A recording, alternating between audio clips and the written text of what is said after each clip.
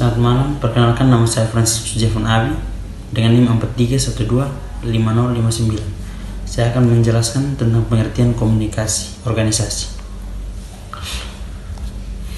Pengertian komunikasi organisasi adalah proses menciptakan dan saling menukar pesan antar satuan komunikasi yang berasal dalam suatu organisasi untuk mengatasi lingkungan.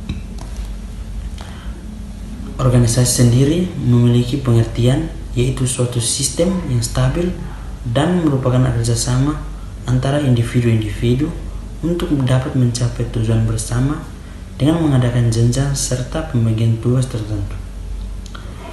Proses komunikasi dalam organisasi merupakan suatu sistem yang tercakup dari berbagai komponen atau elemen yang menjadi suatu kesatuan. Paradigma komunikasi Laswell mengisyaratkan bahwa komunikasi harus mempunyai efek, yaitu terjadinya perubahan perilaku audiens yang mencakup terjadinya perubahan pada tingkat pengetahuan atau kognitif, efektif atau perasaan, dan psikomotor atau tingkah laku. Lewis 1987 menyatakan bahwa model komunikasi sesungguhnya dapat berfungsi atau punya ciri sebagai berikut. Yang pertama, komunikasi terjadi sebagai suatu sistem terbuka. Yang kedua, komunikasi mempertimbangkan tujuan manajemen, proses perubahan, inovasi, dan pertumbuhan. Yang ketiga, komunikasi mencakup sikap orang-orang, perasaan, hubungan, dan keterampilan. Yang keempat, komunikasi melibatkan aliran pesan, bentuk, dan saluran. Ada 4 elemen dalam komunikasi. Di antaranya adalah: yang pertama, pengirim pesan atau sender; yang kedua, penerima pesan; yang ketiga, pesan atau message; yang keempat, saluran tujuan. Tujuan komunikasi organisasi yaitu untuk memudahkan, melaksanakan, dan melancarkan jalannya organisasi.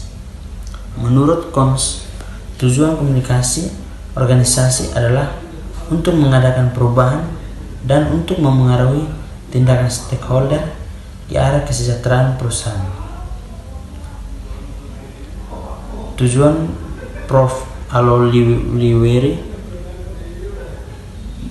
Tujuan menurut komunikasi organisasi menurut Prof. Aloliweri, yang pertama menyatakan perasaan dan emosi, yang kedua melakukan koordinasi, yang ketiga menyatakan pikiran, pandangan, dan pendapat, yang keempat membagi informasi. Menurut Warren R. Plunkett dan Raymond F. Adler, ada 5 hambatan dalam komunikasi organisasi. Antara lain, yang pertama, manajemen level, yaitu tingkatan dalam manajemen, yaitu top, upper, middle, dan lower manajemen. Yang kedua, number of people supervised.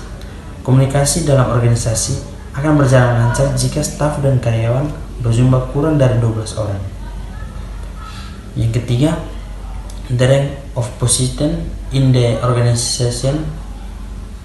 Komunikasi dalam organisasi akan terasa kaku jika adanya kesenjangan pangkat dan kedudukan.